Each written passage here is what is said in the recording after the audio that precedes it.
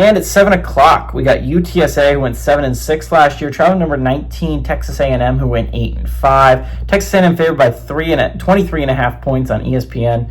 Owen McCown for the Roadrunners went 294, 467 last year, threw for 3,424 yards, 25 touchdowns, 10 interceptions. Robert Henry had 130 carries for 706 yards and 7 touchdowns, and Willie McCoy had 28 catches for 536 yards and 4 touchdowns. Marcel Reed for the Aggies went 147-240, threw for 1,864 yards, 15 touchdowns, 6 interceptions.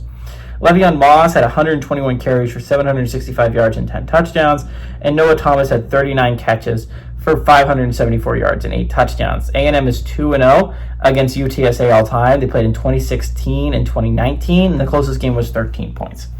That would be within the spread, though. A&M's a really interesting team because I went back and forth whether I wanted to put A&M or LSU at my 6th spot, right? Because I do think one of them ends up making the college football playoffs and the other one doesn't. And it was just so, I went back and forth on it for so long, right? Because I believe in A&M's coaching staff more. I honestly do. I think Mike Elko is a hell of a coach. I mean, this was an A&M team at the end of last year that with 2 games left in the college football season, they sat at 8-2. And it looked like if you were A&M, if you could find a way to win out, which was going to be difficult considering Texas was the last game on their schedule, but if you found a way to win out, you were still very much in this playoff conversation.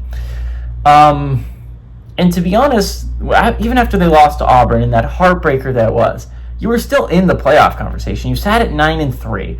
You just weren't at the at-large conversation anymore, right? You had to beat Texas because whoever won the Texas and Texas A&M game was playing Georgia for a conference championship and a chance to go to the college football playoffs. Whoever could find a way to win that game. And unfortunately for A&M, they couldn't. Texas was just the much better football team, and that's a hump that A&M's got to get over. They bring back a lot of talent. They bring back Marcel Reed. They bring back Le'Veon Moss. And you're talking about an electric running duo, right? Marcel Reed is such an electric runner. And you add him with Moss, a top 5 running back in the SEC. And you have one of the best ground offenses in all of college football. And I went back and forth on this. And I ended up going with I ended up going with LSU over A&M at my 6th spot.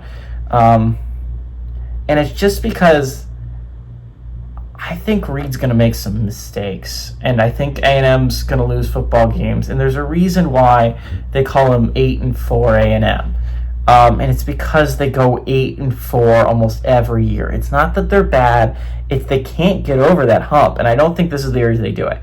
All that being said, UTSA is not the UTSA of old. If you're talking about 2 or 3 years ago, and if you put UTSA of 2 or 3 years ago against A&M of 2 or 3 years ago, I wouldn't have been throttled if UTSA could keep that game close. I would be throttled if this one is close. Elko's too good of a coach to allow this game to be close. And as much as I think Owen McCown is a really good quarterback, Josh McCown's son is good. He threw for 3,424 yards last year, had a really good touchdown to interception ratio. Just didn't lead to wins for the Roadrunners, and I just don't think it's going to this year as much as I would like to disbelieve it. I think this is going to be a tough out in the American. Don't get me wrong. I think this is going to be one of those tough American teams where the top 3 will draw them, and they'll be like, man, I really did not want to play UTSA. But all that being said, I think A&M is the better team. A&M is a team that I think could maybe make the college football playoff this year. Again, I went back and forth on it. And I like A&M to win. I like A&M to cover at home.